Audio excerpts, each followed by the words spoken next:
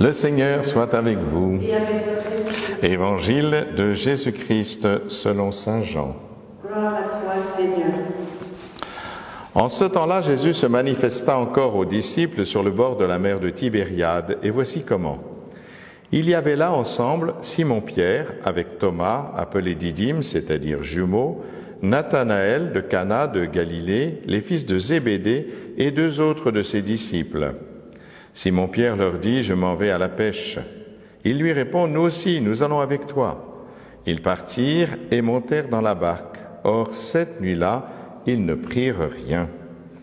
Au lever du jour, Jésus se tenait sur le rivage, mais les disciples ne savaient pas que c'était lui. Jésus leur dit « Les enfants, auriez-vous quelque chose à manger ?» Ils lui répondirent « Non ». Il leur dit « Jetez le filet à droite de la barque et vous trouverez ». Ils jetèrent donc le filet, et cette fois, ils n'arrivaient pas à le tirer, tellement il y avait de poissons. Alors le disciple que Jésus aimait dit à Pierre « C'est le Seigneur ».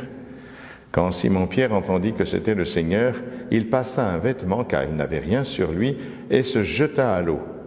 Les autres disciples arrivèrent en barque, traînant le filet plein de poissons. La terre n'était qu'à 100 de mètres. Une fois descendus à terre, ils aperçoivent disposé là un feu de braise avec du poisson posé dessus et du pain. Jésus leur dit « Apportez donc de ces poissons que vous venez de prendre ». Simon-Pierre remonta et tira jusqu'à terre le filet plein de gros poissons. Il y en avait 153. Et malgré cette quantité, le filet ne s'était pas déchiré. Jésus leur dit alors « Venez manger ». Aucun des disciples n'osait lui demander « Qui es-tu » Il savait que c'était le Seigneur. Jésus s'approche, il prend le pain et le leur donne, et de même pour le poisson. C'était la 3e fois que Jésus, ressuscité d'entre les morts, se manifestait à ses disciples. Quand ils eurent mangé, Jésus dit à Simon-Pierre, « Simon, fils de Jean, m'aimes-tu vraiment plus que ceci ?» Il lui répond, « Oui, Seigneur, toi, tu le sais, je t'aime. » Jésus lui dit, « Sois le berger de mes agneaux. » Puis il dit une 2e fois, « Simon, fils de Jean, m'aimes-tu vraiment ?» Il lui répond, « Oui, Seigneur, toi, tu le sais, je t'aime. » Jésus lui dit, « Sois le pasteur de mes brebis. » Il lui dit pour la 3e fois, « Simon, fils de Jean, m'aimes-tu » Pierre fut peiné parce que la 3e fois Jésus lui demandait, « M'aimes-tu » Il lui répond, « Seigneur, toi, tu sais tout, tu sais bien que je t'aime. » Jésus lui dit, « Sois le berger de mes brebis. Amen, amen, je te le dis. Quand tu étais jeune, tu mettais ta ceinture toi-même pour aller là où tu voulais. Quand tu seras vieux, tu étendras les mains et c'est un autre qui te mettra ta ceinture pour t'emmener là où tu ne voudrais pas aller. » Jésus disait cela pour signifier par quel genre de mort Pierre rendrait gloire à Dieu. Sur ces mots, il lui dit, « Suis-moi. » Acclamons la parole de Dieu, louange à toi, Seigneur Jésus.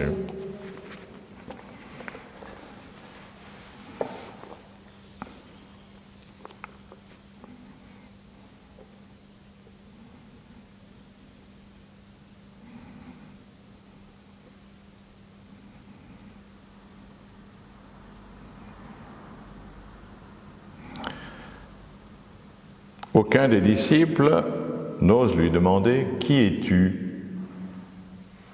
quand il le voit ressuscité sur la berge. Et pourquoi ? Parce qu'il est dit, il savait que c'était le Seigneur. Eh oui, beaucoup font cette expérience d'une rencontre avec Jésus. Et ceux-là, qui font vraiment cette rencontre, ne lui demandent pas « Qui es-tu » Et j'ai vu bien des personnes à qui on n'avait jamais fait le catéchisme ni rien appris du tout, ou alors ils avaient entendu vaguement parler de quelque chose, faire une rencontre personnelle avec le Christ de différentes manières, et ils savent très bien que c'est Jésus, et ils ne demandent pas « Qui es-tu » En particulier, les musulmans qui se convertissent et qui sont assez nombreux font souvent une expérience de rencontre avec le Christ dans un songe ou dans une réalité véritablement visible et ils ne lui demandent pas qui il est, bien qu'ils aient appris que Jésus c'était Issa, etc. Donc le Jésus du Coran, évidemment, ce n'est pas le Jésus de la Bible, ce n'est pas le Jésus des évangiles. Eh bien, ils ne lui demandent pas qui il est, ils rencontrent tout de suite le Christ tel qu'il se révèle dans les évangiles. C'est étonnant. Comment rencontrer Jésus? En fait, c'est ça la question. Et comment nous, aujourd'hui, nous pouvons le rencontrer? Jésus ressuscité. Eh bien, Jésus ressuscité, je le crois vraiment, il nous rejoint dans nos vies. Dans nos vies, c'est-à-dire là où nous sommes, toujours à partir d'une expérience personnelle. Vous voyez, il ne vient pas là comme un cheveu sur la soupe, si j'ose dire. Il vient à partir d'une expérience personnelle, et on le voit d'ailleurs dans cet évangile. Ce qui est décrit là, c'est que Pierre et ses compagnons vont pêcher toute la nuit et ne rien prendre. Mais il y a eu un épisode comme ça, tout à fait au début du ministère de Jésus, 3 ans avant. Pierre était en train de pêcher, il avait prêté sa barque à Jésus pour qu'il puisse parler, et puis Jésus lui dit, retourne à la pêche. Et Pierre lui dit, on a pêché toute la nuit sans rien prendre. Mais bon, sur ta parole, je vais jeter les filets. Et là, il y a une pêche miraculeuse. Eh bien là, c'est l'expérience renouvelée. Et cette expérience renouvelée va leur faire comprendre, mais c'est le Seigneur. Mais oui, c'est le Seigneur. Et vous voyez, le Seigneur nous rejoint dans l'expérience de nos vies. Il vient au travers de ce que nous connaissons déjà, que nous avons déjà pu vivre avec lui ou sans lui ou de manière particulière, mais qui nous font comprendre que c'est bien lui, c'est le Seigneur. Et donc, quand on rencontre le Seigneur, il y a plusieurs attitudes. La première, la plus mauvaise, c'est d'être craintif, d'avoir peur, ou d'être incrédule. « Ah non, je ne crois pas ce que je vois. » Ou alors, comme Pierre, eh bien, on se jette à l'eau. Il se jette à l'eau, Pierre. Et ça, c'est quand même extraordinaire. Vous voyez, Pierre aurait pu dire, « Oh là là, j'ai dit à Jésus que je l'aimais jusqu'à donner ma vie et que moi j'irais jusqu'au bout. Et en fait, je l'ai renié, donc je n'ose pas me présenter devant lui. » Si. C'est ça qui est formidable. Pierre a tellement confiance en Jésus qu'il se précipite, qu'il se jette à l'eau et qu'il va vers lui. Ça, c'est extraordinaire. Et je pense que vous voyez, entre Judas et Pierre, la vraie question, pourquoi Judas va se pendre ? Bien sûr, il a trahi, c'est pire qu'un reniement sans doute, parce qu'il a trahi pour de l'argent, mais il s'en est rendu compte. Sa conscience l'a taraudé, il a rendu l'argent au Sanhédrin, et puis il est allé se pendre. Mais pourquoi ? Bien parce qu'il s'est regardé lui-même. Et quand on se regarde soi-même, quand on a fait une erreur ou un péché, on ne se supporte pas. Et le risque, eh bien, évidemment, c'est le suicide.